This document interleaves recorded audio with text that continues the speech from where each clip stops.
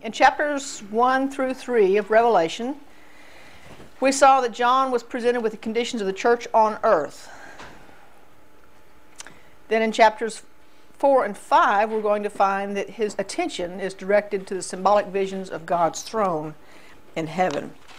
And as I was studying through these, I didn't just stay in Revelation. I spent a lot of time in Ezekiel, amazingly enough. So that's what we're going to look at here first thing this morning. In heaven, there was a door opened into heaven. Let's look at that in Revelation. Revelation chapter 4. And it says, after this I looked, and behold, a door was opened in heaven. Not into heaven. It's not like a door was opened that allowed him to see into heaven. This is a door in heaven that was opened. And the first voice which I heard was as it were the sound of a trumpet talking with me, which said, come up hither, and I will show things which must be hereafter. And immediately I was in the Spirit, and behold, a throne was set in heaven, and one sat on the throne. Now, we're going to break this down, and we're not going to necessarily go through these two chapters in a chronological order, because there's so much symbolism in them. I'm just going to kind of hit the symbols, and then instead of going verse by verse. So anyway, we see that there was a door open in heaven, not a door into heaven. And this took me to Ezekiel, and that's where this quote is from. Thus saith the Lord, the gate of the inner court that looketh toward the east shall be shut the 6 working days, but on the Sabbath it shall be opened, and in the day of the new moon it shall be opened. Now, this is an inner gate that Ezekiel saw in this pattern of the temple. And it was closed for 6 working days. It was only open on the Sabbath, and it was only open for a particular reason. The rest of the verse shows us why it was open. And the prince shall enter by the way of the porch of that gate without, and shall stand by the post of the gate, and the priest shall prepare his burnt offerings and his peace offerings, and he shall worship at the threshold of the gate. Then he shall go forth, but the gate shall not be shut until evening. This is Ezekiel 46, chapters 1 and 2. The prince or king was to come on the Sabbath with his offering.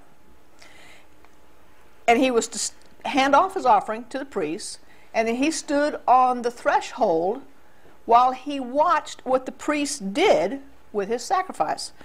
And he could see straight through to the most holy place. He couldn't see into the most holy place. Nobody could see into the most holy place, but he could see the curtain of the most holy place.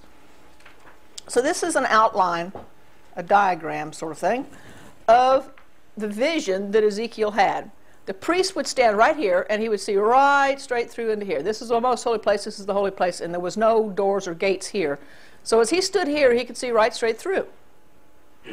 And this was only on the Sabbath. Any other time that anybody brought an offering, that door was closed. These doors were open. So the north gate and the south gate were open, but all you could see when you looked was the altar of burnt offering.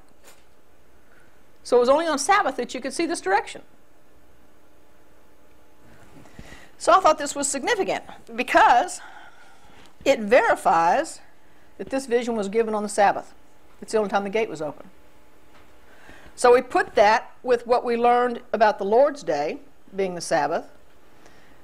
Then this also indicates that the visions that John saw when he was on Patmos were given on the Sabbath, the 7th-day Sabbath, because that's the only day that this was open. What do you think's the meaning of this? Ezekiel spends 9 chapters describing the temple that was to be constructed after they returned from Babylonian captivity. That's chapters 40 to 48. That's quite a lot of time that he spent just describing this vision, and it was a square temple. The city around it was to be square. Everything was supposed to be perfectly constructed in this square manner. I don't know. I really couldn't find anybody that had much of a discussion about what was to be. Well, later in Revelation, when we start talking about the last chapters about the New Jerusalem, it's described as being square. Absolutely. I mean, all the measurements are absolutely square. Up, down, everywhere. Absolutely. So it must be type versus antitype. That's right. So this temple was never built. We'll find that in just a minute.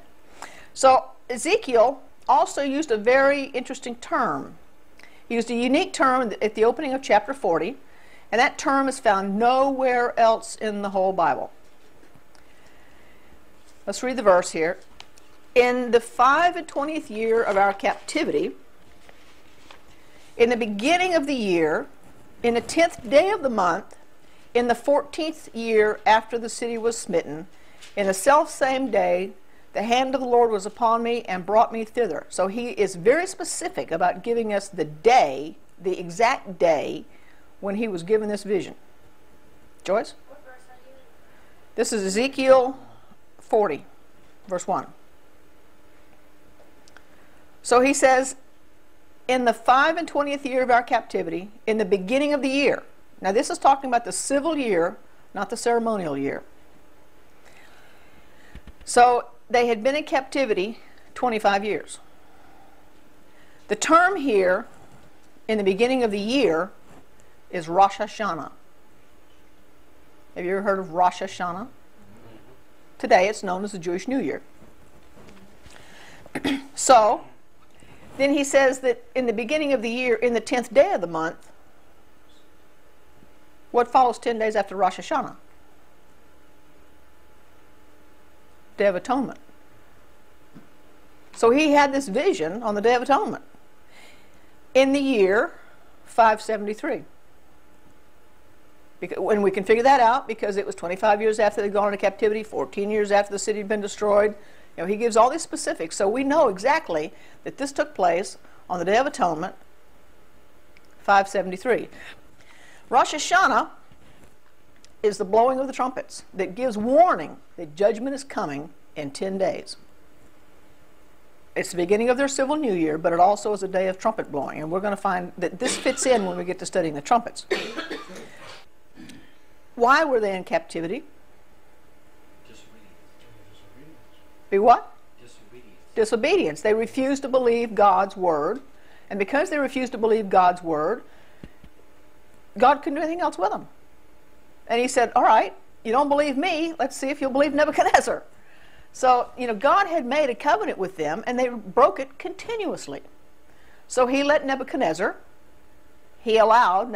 to come and conquer them, and if they had done according to Nebuchadnezzar's will, they would not have suffered very much, because Nebuchadnezzar conquered all the world, and he didn't abuse the world. He said, okay, I mean, he was a tyrant by some people's terms, but if you lived according to his contract, you paid taxes to him, you defended him when he wanted you to come defend him. It was a suzerain contract, you know, and if you did the things that were specified in that suzerain contract, the king could go on being a little king. It didn't matter, as long as he did what Nebuchadnezzar wanted, ultimately.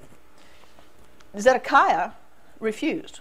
All the kings refused after Nebuchadnezzar came. Zedekiah was the worst, though, because he had Jeremiah coming to him and saying, just knuckle under, just do what Nebuchadnezzar says, and you will live. And Zedekiah wouldn't do it.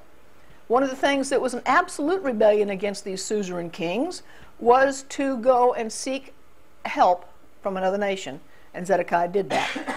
He went to seek help from Egypt, and Nebuchadnezzar said, nope, that's it.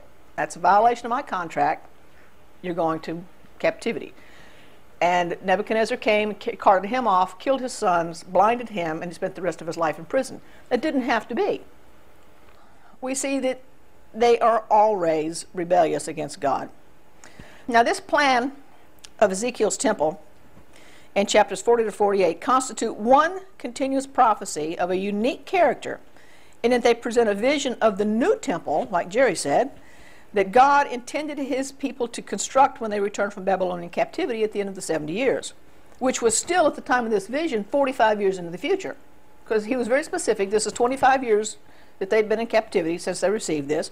So 45 years after this, they were to have built this temple that he laid out the very detailed plans for.